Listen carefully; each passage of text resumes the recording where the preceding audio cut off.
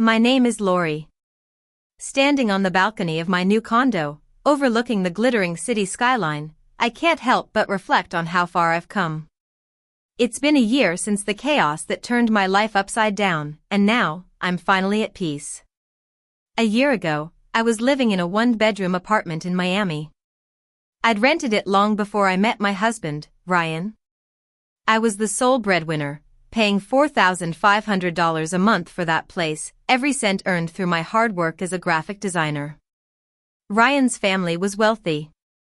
His father, Mr. Thompson, was a powerful real estate developer in the city, and his mother, Mrs. Thompson, was a socialite who thought she could get away with anything. They were used to getting what they wanted, and they had their eyes on my apartment. One morning, Ryan burst into the apartment, shouting, "Pack your things and move out by Monday. My mother's taking this place." I was stunned. I stared at him, trying to process what he was saying. He stood there, arms crossed, looking like a tyrant. "Mom wants the keys by Sunday," he added, as if I was just a tenant he was evicting. I blinked at him. "You mean my keys?" I asked, my voice steady. He stepped closer, his eyes cold. "You'll find somewhere else. I've already moved the deposit." I was in disbelief. How could he do this to me? When I tried to push past him to grab my phone, he slapped me across the face. It wasn't a hard slap, but it was meant to humiliate me. He smirked and said, "It's not yours anymore." My face burned, but I refused to show him my fear. "You made a mistake," I said firmly. He laughed and said, "You'll regret those words." I didn't answer. Instead, I texted my brother, Captain Ethan Miller of the U.S. Navy Intelligence. Ethan was my rock. He'd always been there for me, protecting me from the world's cruelty. Within minutes, his reply came through, "Stay calm. Don't leave the building." The next morning, before sunrise, I was awakened by the roar of naval vehicles. When I pulled back the curtain, I saw 4 naval jeeps lined up on the curb, their headlights cutting through the early morning mist. Ryan stepped out in his pajamas and froze. Standing on the pavement was Ethan, in full naval uniform, looking imposing. Ethan didn't say a word at first. He just stood there, tall and silent, his presence making Ryan and his mother instinctively step back. Behind him, 2 naval police officers unloaded boxes from the jeep, carrying paperwork. Ryan's voice cracked. What's happening?" Ethan turned to me. "Lori, are you okay?" For a moment, I felt like a child again, with my big brother looking out for me. "I'm fine," I said, though my cheek still stung. "They tried to take my apartment." Ethan looked around the living room at the expensive furniture Mrs. Thompson had ordered. His jaw tightened. Then, calmly, he handed a folder to one of the officers. "Document everything. Photos, receipts, timestamps. We'll start with the lease transfer attempt." Ryan tried to laugh it off. "You can't do anything. It's a domestic matter," he said. Ethan's tone remained cool.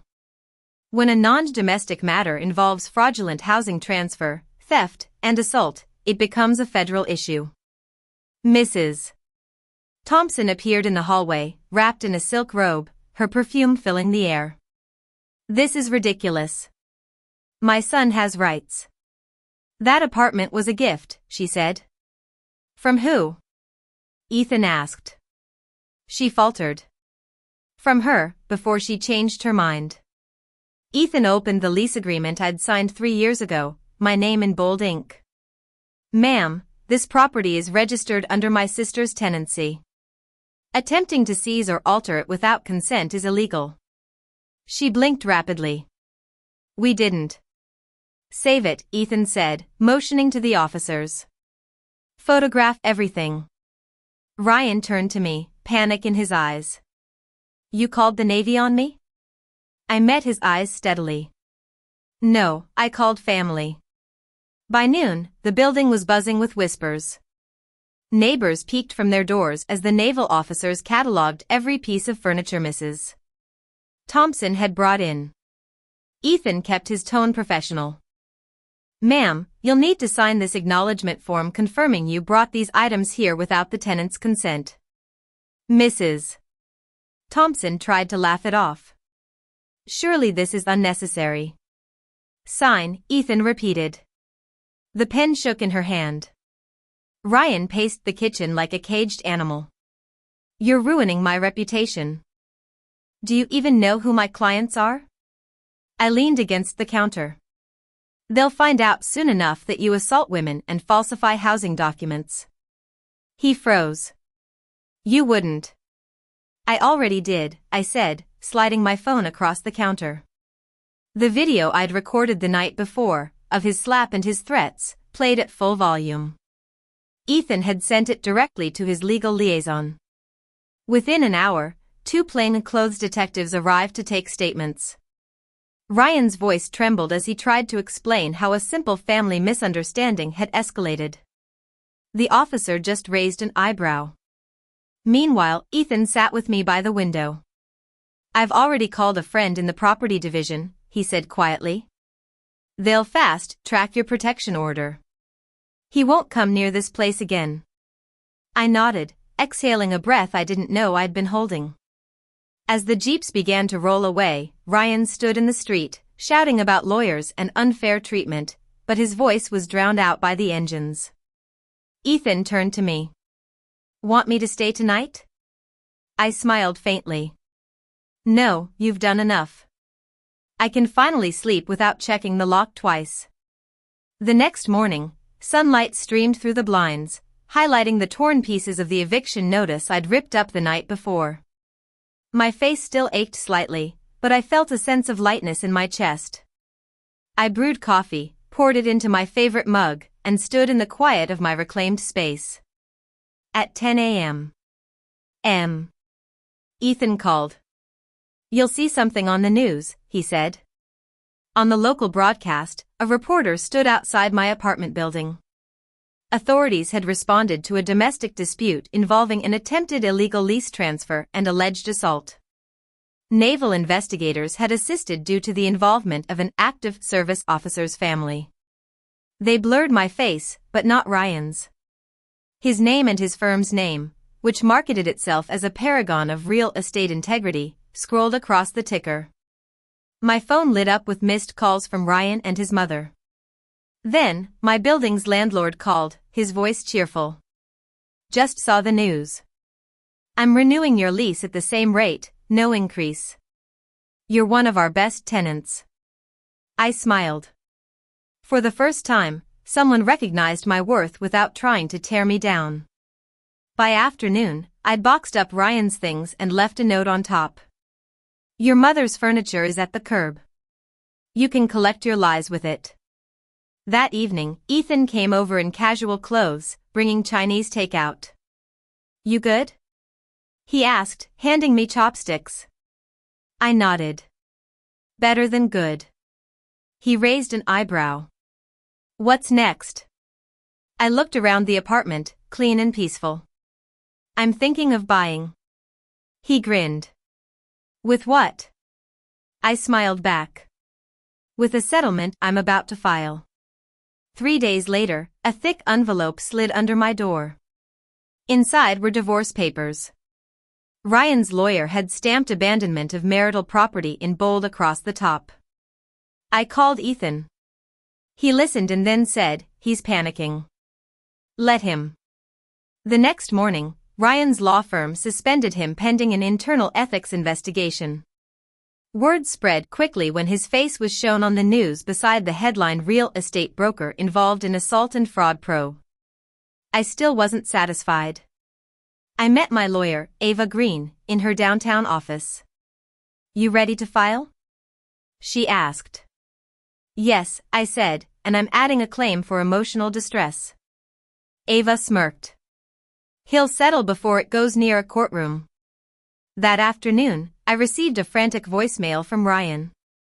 "We can work this out. Please, don't press charges." I deleted it. As I walked through the city, I noticed how the world seemed more vivid. Colors were brighter, sounds were clearer, and my steps had a new rhythm. Freedom felt strange after being caged for so long. That night, Ethan stopped by again, without his uniform. "You look different," he said. "I finally believe it's over," I replied. He nodded slowly. "Good. But remember, closure isn't revenge. It's peace." The next morning, a delivery arrived. A set of new locks and keys engraved with my initials, LM. No note, but I knew who sent them. I replaced the locks myself. Each click felt like the end of a long, painful chapter. By sunset, I stood on the balcony, the city lights reflecting off the new key in my hand. It wasn't just about having a home anymore, it was about reclaiming myself. The following week, my attorney called. "Lori, you might want to sit down," she said, barely suppressing a smile. She forwarded me a confidential memo from Ryan's firm. "We have terminated Mr. Ryan Thompson effective immediately following verified reports of fraud and misconduct." The word fraud sounded like music to my ears. I hadn't said a word in public, but the truth had done its work. Social media was tearing Ryan apart. A video leaked from the night of the confrontation, showing the naval jeeps outside our building. The clip had over 3 million views with captions like, "Don't mess with a sailor's sister." Ethan called, laughing. "You're trending." I exhaled, half amused, half overwhelmed. That's the last thing I wanted. "Maybe not," he said. "But it's the kind of justice that finds people who think they're untouchable." That evening, as I walked home from a client meeting, I saw the light from my apartment shining warmly through the windows. My reflection in the glass didn't look like a victim anymore.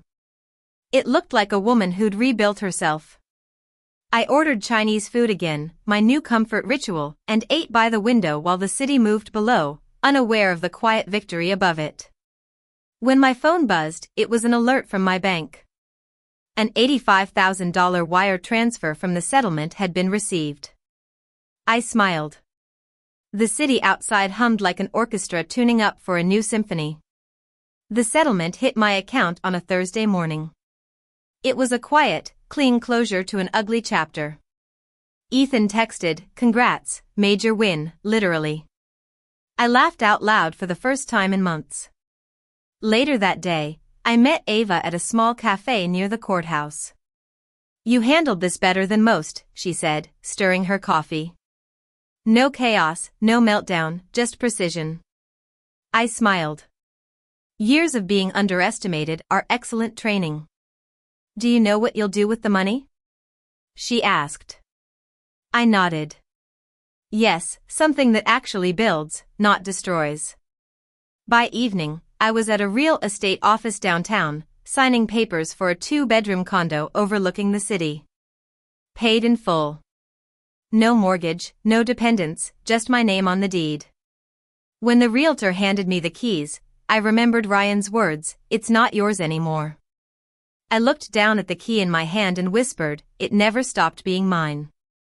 The next morning, I visited Ethan at his naval base before his unit's deployment. He stood by the jeep, arms crossed, proud and worried at the same time. "You sure you're okay on your own now?" he asked. "More than okay," I said, hugging him tight. "Go do your job, big brother. I'll do mine." He smiled. "Keep doing what scares men who underestimate you." Back home, I unpacked boxes in my new place. The space smelled of fresh paint and new beginnings. I hung my framed degree, set my laptop on the desk, and watched the sun spill gold across the floor. No ghosts, no shouting, no fear, just peace. A full year later, standing on the balcony of my condo, I thought about how my life had changed. The headlines had faded, the settlement money had been invested, and I'd built something meaningful. I'd founded the Lori Miller Foundation, a non-profit that provides housing support to women starting over after domestic financial abuse. Every week, I meet women who say the same things I once did. "I thought I couldn't survive without him." Now, I get to smile and say, you can. One morning, an envelope arrived without a return address. Inside was a short note in Ryan's handwriting. You destroyed my life. I hope you're happy. I folded it, put it in the shredder, and pressed start. The machine hummed softly, like a curtain closing on the past. That evening, Ethan video called from overseas. So, he grinned, how's freedom treating you? I laughed. Like oxygen. Took a while to breathe it right.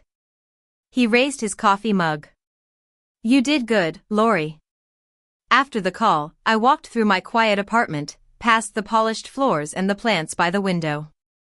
My reflection in the mirror was calm for the first time in years.